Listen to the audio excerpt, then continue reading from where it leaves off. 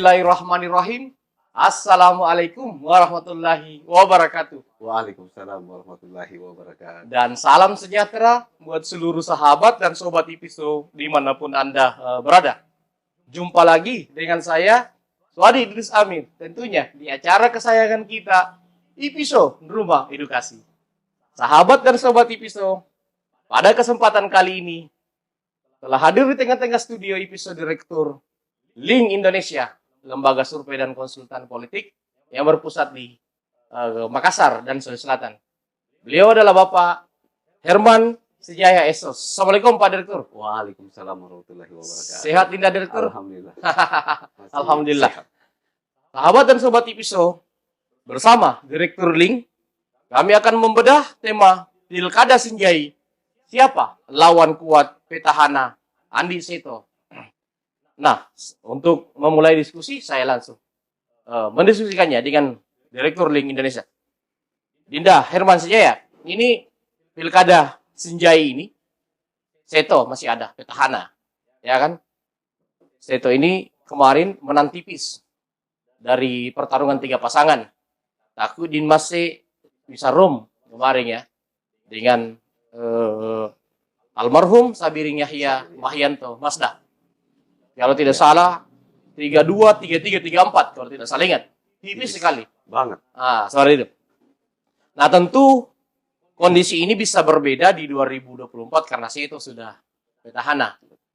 Cuma memang kalau tradisi di Sinjai jarang sekali ada petahana bisa menang telak. Artinya selalu ada figur-figur yang muncul yang bisa mengimbangi petahana. Kalaupun dia tidak bisa mengalahkan petahana, merepotkan petahana. Mulai dari pertarungan antara Rudianto Asapa dengan Sabiring Yahya 2 periode, dan pertarungan berikutnya Sabiring Yahya mengalahkan putra Andi Seto ya. Dan berikutnya Andi Seto lagi yang mengalahkan Sabiring. Menarik. Di sana.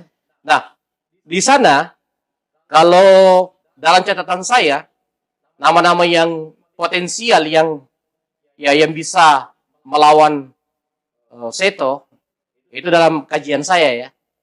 Melawankah bukan berarti bisa mengalahkan. Nanti dikaji lebih mendalam. Tentu yang pertama adalah Andi Kartini Otong, Wakil Bupati saat ini. Politisi perempuan dan Ketua Golkar di sana ini ya memiliki basis cukup kuat di sana, di Sinjai Tengah. Kemudian ada nama Nasid Umar, mantan anggota DPR RI dari Demokrat. Kalau tidak salah Ketua Demokrat saat ini di sana ya. Kemudian Insinyur Ishak. Ini mantan Kepala Dinas PU kalau tidak salah. Di sana beliau juga berasal dari Sinjai Utara sama dengan Nasid Umar dan Sopyan Sabiring putra almarhum. Ketiga-tiganya ini dianggap satu gerbong dengan Sabiring karena ada irisan keluarga, ada hubungan keluarga, bahkan pasti tergolong dekat kalau tidak salah antara almarhum dengan Nasid Umar, Insinyur Ishak dan Sopyan Sabiring adalah putranya kan. Kemudian ada tetap Andi Mahyanto Masda. Tentu beliau sebagai figur yang sudah diperiode bertarung tidak bisa diremehkan, pengalamannya makin kuat atau makin banyak. Ada mantan bupati, anak putra mantan bupati Sinjai Misarum, anak Pak Rum ya. Kemarin dia wakil dari Takudin ya, Takudin masih ini yang bertang kedua kemarin. Entah apa dia masih mau maju. Tentu sebagai adik kandung dari RMS, kakak kandung ya kalau tidak salah. Dia kakak kandung dari RMS. Takudin ini tetap masuk dalam unggulan yang berpotensi melawan Seto atau menjadi pesaing Seto. Ada nama-nama birokrat senior di sana, Andi Anis Asrah dari Sinjai Selatan, Hasan Basriman Ambarala. Kedua-duanya juga dikenal adalah tokoh yang memiliki basis yang real juga di Sinjai Selatan. Secara geopolitik, utara dan selatan memang dikenal basis yang paling besar pemilihnya. Nah, kalau kita melihat kondisi saat ini dari nama-nama yang saya sebutkan, kira-kira kajian Link Indonesia, kira-kira figur yang mana yang paling potensi untuk bisa mengimbangi Seto? Silakan. Terima kasih Kakak Desi. Sama-sama. Jumpa lagi. Saya ingin menyapa pemirsa IPISO di Rumah Edukasi. Kita membincang-bincang terkait dengan 2024 untuk Kabupaten Sinjai di Sulawesi Selatan. Nah, pertanyaan Kakak Diri ini selalu menyorot siapa yang paling berpotensi. Padahal kita ini masih jauh. Tapi kan di rumah edukasi IPISO ini adalah ranah di mana ruang-ruang untuk mengeksplorasi hasil sintesis di Iya. lapangan supaya kemudian memunculkan eh, potensi-potensi apa yang kemungkinan dimiliki oleh bakal calon yang akan bertarung di 2024. Betul. Nah, berbicara Sinjai yang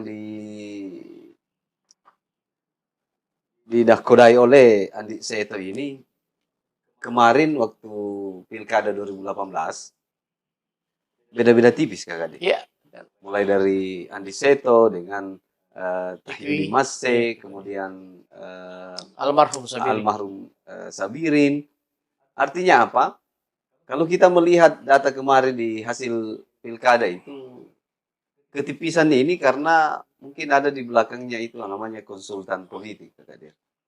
Di mana konsultan ini masing-masing mempunyai kekuatan yang subpower sehingga tidak jauh beda dengan hasil mulai dari Andi Seto dengan Tahyudi Masse. Iya. Artinya untuk menatap ke depan di 2024 tidak menutup kemungkinan Tahyudi Masse ini dengan klan Masse, Pak Rusdi Masse, tentu akan melawan kembali dengan ramuan-ramuan kemungkinan bukan lagi dengan Misarum, tapi bisa mengambil figur yang memang yang kita harapkan adalah figur-figur potensial yang akan bertarung nanti di Sinjai. Kalau saya mau simulasikan ini, Kakak. Iya. Nanti sebentar dikembangkan. Kalau berdasarkan simulasi yang kami rampung ini, yang pertama itu Pak Ibu Abu. Ibu Abu Andi ini Kartini. Andi Kartini Otong tentu naif ketika tidak mengambil kesempatan di 2024 untuk menjadi calon bupati. Apalagi dia Karena ketua Golkar ya. dasar kami ini adalah tentu beliau adalah ketua Golkar. Ketua Golkar, betul. Golkar ini dengan potensi yang ada, SDM dan SDA, saya kira tidak bisa diragukan Kak Kadir. Apalagi berbicara Sinjai kemarin kan tentu Andi Seto ini di backup oleh mertua Nurdin Halid, di mana beliau masih sebagai ketua harian DPP Golkar. Iya. Nah, kalau saya mau simulasikan, Andi Kartini Otong ini idealnya juga adalah Insinyur Ishak. Insinyur Ishak ya. Nah, Insinyur, kenapa mesti saya simulasikan antara Pak Ibu Abub ini dengan Insinyur Ishak yang mantan Kadis PU? Karena ada dua geopolitik yang ingin saya bangun. Mulai dari Andi Kartini Otong ini punya basis di tengah, Sinjai Tengah. Kemudian Insinyur Ishak ini basisnya di utara. Tentu ideal ketika digabungkan dengan antara tengah dengan utara. Kemudian yang kedua simulasi saya itu adalah Tahyudi Masse dengan Insinyur Ishak. Iya. Itu juga punya potensi karena kenapa? Tahyudi Masse ini kemarin kita lihat datanya menang tipis dari kalah tipis dari Seto. Andi Seto.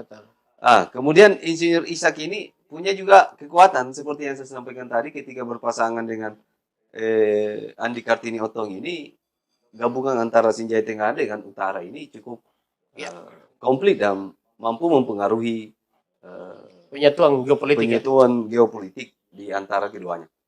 Kemudian simulasi ketiga yaitu Natsir Umar dengan Andi Anis Asra. Iya. Andi Anis Asra ini kan punya geopolitiknya juga di Sinjai Selatan. Kemudian Nasir Umar ini, saya kira beliau adalah ketua DPC Demokrat. Mantan anggota DPR RI. Nah, naif juga ketika mantan anggota DPR RI kemudian kita yang menakodai parpol kemudian tidak mengusung diri, menjalin komunikasi untuk maju sebagai calon bupati 2024 di Sinjai. Tentu ini juga ideal bagi kami, Kak Kadir. Kemudian Tahyudi Masse dengan Sofyan Sabiri. Kemarin kan baku lawan, Kak Kadir. Ya, betul. Baku lawan. ini juga lebih ideal ketika anaknya Sabirin digandeng oleh Tahyudin Masih. Ada dua penyatuan. Iya. Kita berkaca kemarin di 2018. Kalau keduanya ini menyatukan kekuatan, saya yakin mampu menumbangkan Andi Seto. Dengan proporsi kemenangan kekalahan kemarin itu ya 1-2%. Iya. Nah kalau keduanya ini menyatukan diri, merajut, saya kira sangat mudah untuk menumbangkan Andi Seto. Di luar dari kemungkinan-kemungkinan ketika misalnya petahana ini tidak lagi bergandengan tangan dengan Ibu Wabub Andi Kartini Oto. Kemudian simulasi berikutnya itu Andi Kartini Oto dengan Sofian Sabirin. Sofian Sabirin. Ini juga sangat ideal bagi saya. Kenapa saya katakan demikian? Antara kekuatan yang dibangun kemarin sejak bergandengan tangan dengan Andi Seto, menjalin hubungan untuk memperkuat kekuatan lagi 2024, ambil keluarganya mantan bupati. Ini lebih ideal lagi, Kak Kadir. Dibandingkan dengan misalnya dari simulasi tadi Andi Kartini Oto dengan Insinyur Ishak.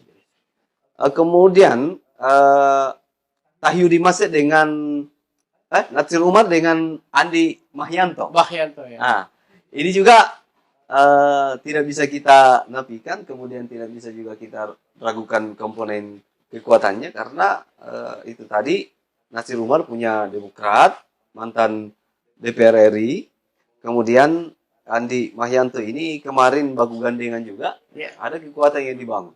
Sehingga punya kekuatan untuk melawan nanti di 2024. Sudah ada pengalaman ya? Ada pengalamannya Kak Kadir. Kemudian simulasi saya, Andi Seto ini dengan Anies Asra. Anies Asra ya? Anies Asra. Ini juga kemungkinan ketika misalnya tidak lagi bersama dengan Wabubnya sekarang ya, bisa mengambil itu. Kemudian simulasi berikutnya itu bisa mengambil juga Andi Mahyanto. Iya. Untuk gabungan kemarin, untuk memperkuat kekuatannya, karena kan agak tipis perolehan suara di 2018. Jadi kalau mengambil potensi-potensi yang paling berat bagi saya, artinya berat untuk dikalahkan, untuk mengambil jarak kemenangan di 2018 itu adalah Andi Kartini dengan Sofian Sabirin. Sofian Sabirin ya. Saya mengunggulkan beliau karena kenapa? Saya berdasar pada Andi Kartini punya Golkar di Sinjai, kemudian loyalitas dan kekuatan mantan bupati ini tentu akan mengalir ke anaknya, Pak Sofian Sabirin. Jadi itu Kak Kadir. Saya mengunggulkan Andi Kartini untuk menumbangkan seorang petahana ini dengan kekuatan-kekuatan yang kita ambil dari perolehan suara di 2018. Mungkin itu dulu Kak Kadir. Baik. Sahabat dan sobat IPSO, memulai diskusi dengan Direktur Link Indonesia, Dinda Herman Sijaya, itu sangat menarik karena beliau langsung melakukan pemetaan figur-figur potensial yang dianggap kalau itu terwujud bukan pasti mengalahkan Seto, tapi ada potensi. Figur-figur simulasi pasangan figur-figur ini bisa mengimbangi Seto. Baik, kita kembangkan. Dinda di sana, kalau dilihat situasi politik di sana 2 periode dengan selalu ada incumbent ya. Seto kan periode pertama dia termasuk incumbent karena putra bupati. Dia dikalahkan Sabirin dengan angka yang tidak terlalu jauh juga karena kalau tidak salah 38-31 ya. Periode kedua Seto mengalahkan Sabirin. Saat itu. Artinya di sana simulasi 3 pasangan di sana itu cenderung menciptakan persaingan yang tergolong ketat. Nah, kalau kajian Dinda sebagai Direktur Link Indonesia ini, potensi pasangan paket-paket di sana itu kira-kira ada berapa paket yang berpotensi maju dan siapa yang paling memungkinkan bisa muncul kembali menjadi lawan Seto? Apakah hanya Andi Kartini saja dalam arti kata head to head, atau ada figur selain Andi Kartini yang berpotensi? Karena nama-nama yang disebutkan ini potensi semua maju. Seperti apa kajian Link? Kalau kita berbicara lagi ketika misalnya Pak Bupati ini tidak lagi bersama dengan Wabuknya, Ya. eh, kita tidak bisa mengatakan bahwa itu akan head to head. Ya. Karena kenapa? Eh, saya masih memperhitungkan Tahyudi Masih. Karena kenapa? Ada kingmaker di belakang beliau. Dan seorang politisi ini eh, pasti tahu siapa Rusdi Masih. Kemudian saya berkaca kemarin di Pilwali, kakak dia. Istri beliau Rusdi Masih ini mati-matian juga untuk memenangkan Pak Wali Kota saat ini. Jadi kalau kekalahan kemarin itu yang sangat ketat dan tipis dengan Andi Seto, tentu Tahyudi Masih akan meramu kembali kekuatan dengan mengambil potensi-potensi atau figur yang paling berpotensi selain dari Andi Kartini. Kalaupun tidak menutup kemungkinan Golkar dengan Nasdem bersatu, ya kemungkinan juga akan tidak juga akan head to head dia. Karena kenapa? Saya juga menghitung Natsir Umar. Karena kenapa? Beliau kan ketua Demokrat. Mantan anggota DPR RI. Kemudian ketika misalnya Natsir Umar tidak mengambil kesempatan untuk menjadi tiga pasangan ini untuk mengukur sejauh mana kekuatan yang dibangun, saya juga agak naif. Jadi kalau misalnya Seto tidak lagi bersama Andi Kartini, itu boleh jadi kakak. Andi Kartini Otong ini membangun kembali kekuatan dengan kemungkinan-kemungkinan yang terjadi itu mengambil Tahyudi Masih dengan kekuatan yang ada. Itu sangat cocok. Nah, kemudian Natsir Umar ini tentu akan menjalin kekuatan dengan tentu dengan loyalitas dari almarhum Sabiring. Ya, dalam hal ini anaknya Sofyan Sabiring. Jadi kalau potensi kemarin 3 pasangan calon itu, tentu 2024 itu masih ada kemungkinan 3 pasangan calon. Kalau misalnya itu tadi yang saya simulasikan Kak Kadir, Andi Seto ini mengambil jalan lain, tentu Andi Kartini Otong yang punya Golkar akan mengambil juga jalan lain. Tapi tidak menutup kemungkinan beliau akan mengambil dengan Tahyudi Masih. Ataukah Tahyudi Masih yang berdiri sendiri, kemudian menjadi 3 paket. 3 paket pasangan calon. Kalaupun 3 paket itu di luar dari Natsir Umar ini, ada juga kemungkinan Kak Kadir. Karena Natsir Umar tentu akan membaca kekuatannya, sangatlah juga naif ketika dia tahu kekuatannya dikalah, tidak mampu mengikuti kekuatan dari 3 klan kemarin ini, kemudian memberanikan masuk. Kemudian kita lihat juga komposisi kursi di Sinjai, kemungkinan kalau mau masuk 4 pasangan calon itu, ya kemarin ada yang didiskualifikasi karena ada beberapa hal. Jadi ada tiga potensi ini Kak Kadir. Itu tadi Andi Seto, Andi Kartini Otton dengan Tahyudi Masih. Dan Natsir Umar sebagai kuda hitam ya? Ya, seperti itu. Karena kan 3 pasangan calon ini itulah yang memungkinkan di kursi DPR di Kabupaten Sinjai. Kemudian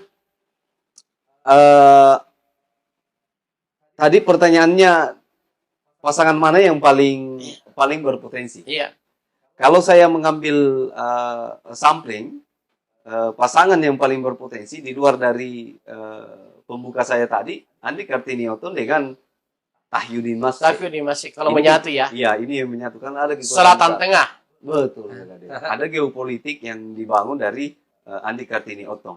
Kalaupun tidak demikian, opsi lainnya tetap Tahyudi Masih menjalin hubungan dengan anak bupati. Iya. Untuk menggait kemarin menyatukan kembali kekuatannya dari perolehan suara nomor 2 dengan nomor 3.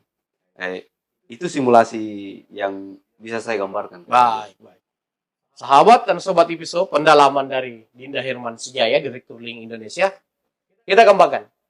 Dinda, ya kan ada banyak tradisi yang kalah tahu diri berikutnya. Contoh di Selayar,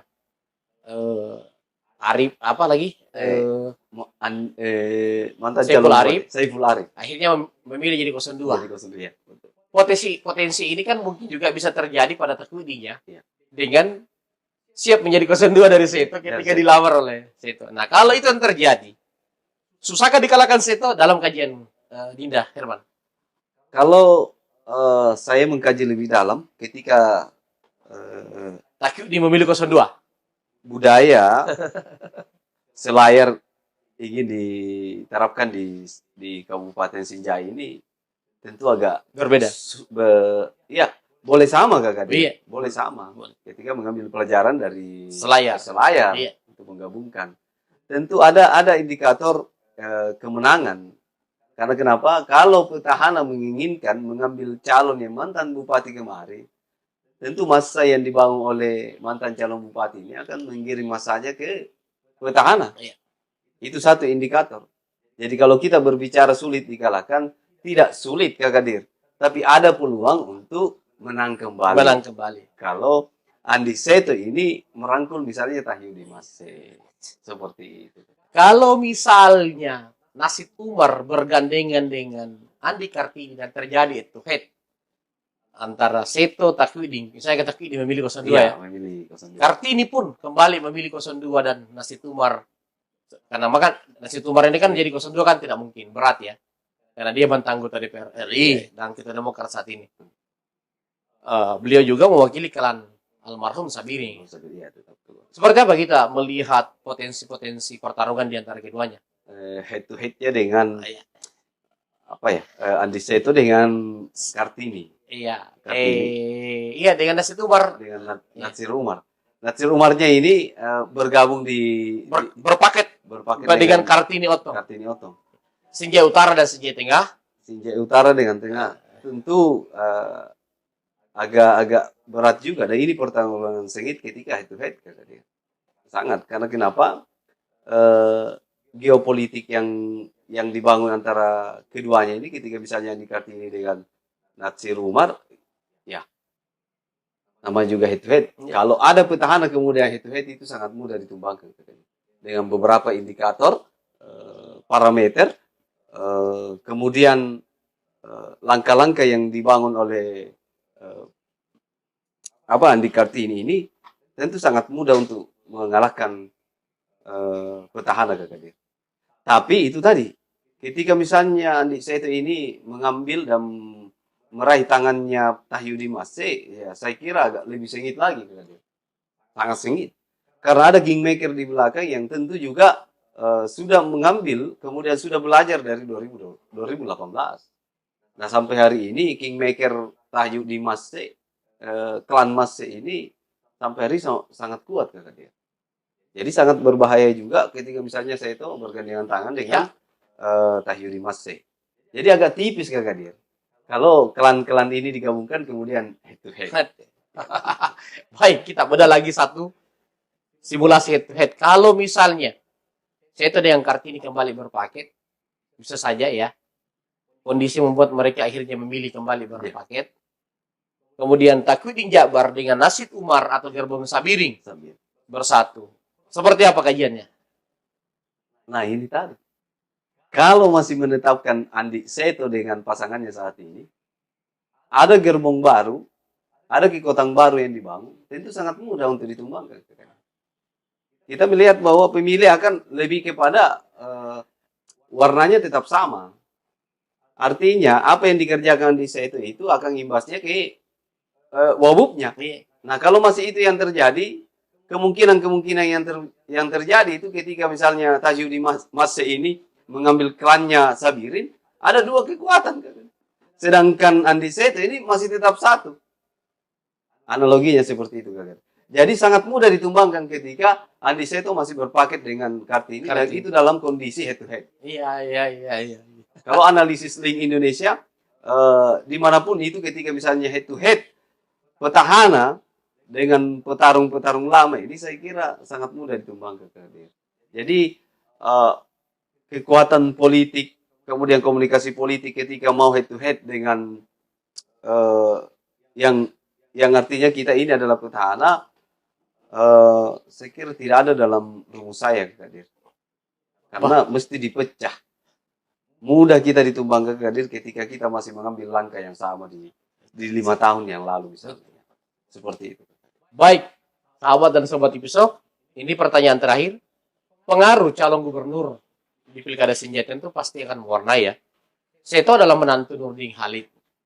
Tentu ketika Nurdin Halid kembali maju, ya pasti akan berpaket karena bertuanya. Iya.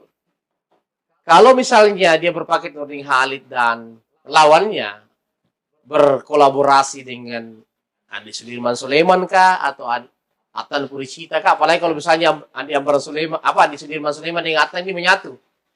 Apakah akan menguntungkan lawan-lawan Seto dengan kombinasi duet, kolaborasi? Sangat diuntungkan lawan Seto. Karena saya melihat kalau kita berbicara siapa di belakang gubernur, nantinya ini Kak Dir, bukan orang kecil. Iya. Seorang kingmaker yang saya kira Kelas Pilpres. kelas nasional Kak Dir. Pilpres. Beliau. Kalaupun misalnya saya kira agak takut ini petahana ketika misalnya lawan dari petahana ini dibackingi oleh klan ASS Muli lah misalnya Pak Gubernur. Karena kenapa ada dua di sini? Kalau Pak Gubernur ini menjalin komunikasi dan melawan Andi Seto, tentu itu tadi Rusdi Masih juga ini bagian dari kingmaker. Kalau kita berbicara skala Sulawesi Selatan. Nah, sangat mudah ditumbangkan Seto. Dan itu sangat membahayakan. Seto akan dikeroyok ya, di gerbong besar ya. Gerbong besar, kemudian kelereng kecil. Ini saya anggap kelereng kecil ini Andi Seto. Kalau di backing oleh gubernur. Apalagi Rusdi Masih. Sangat komplit. Kakak dia. Mudah ditumbangkan Seto ketika itu yang terjadi. Betul, apalagi kalau dilihat Ketua DPD Gerindra 1 Andi Iwan Darmawan Aras itu selalu menjadi pesaing dari ayahnya Seto. Rudianto Asapa. Artinya sangat sulit juga kemungkinan Seto dibantu oleh karena ada berlawanan selalu di pileg ya. Iya, setiap pileg. Karena Rudianto Asapa selalu face to face dengan Andi Iwan Darmawan Aras. Iya, jadi tentu akan mengambil langkah untuk bertolak belakang dengan keluarga petahana. Baik. Nah, kalau saya lagi ke dia. Ya. Kalau ingin menumbangkan petahana tentu dengan cara head to head. Head to head ya. Usahakan ya. Diusahakan. Iya. Sangat. Atau kalau perlu diwajibkan head to head. Kalau mau memenangkan melawan petahana saat ini. Seperti itu. Baik. Ada tambahan atau sudah cukup? Saya tambahan aja, tambahan untuk pemirsa episode. Jangan lupa di like, subscribe, kemudian share, komen, agar pemirsa episode ini tidak ketinggalan setiap update-update terbaru terkait dengan isu-isu politik, baik di daerah, khususnya Sulawesi Selatan, maupun dari kita berbicara tentang politik nasional. Nah, jadi jangan lupa di like dan subscribe. Terima kasih. Baik, sahabat dan sobat episode. Demikianlah diskusi santai saya dengan Direktur Link Indonesia Dinda Herman Sinjaya, Esos, terkait Pilkada Sinjai. Beliau membedah secara sangat sistematis kondisi perpolitikan Sinjai dengan segala figur-figur yang muncul dan dinamika perpolitikan di sana. Dan ini bisa menjadi referensi awal ya untuk 2022 sampai 2024. Untuk figur-figur yang menata Pilkada Sinjai. Sampai jumpa pada diskusi berikutnya. Pak Direktur, Assalamualaikum warahmatullahi wabarakatuh.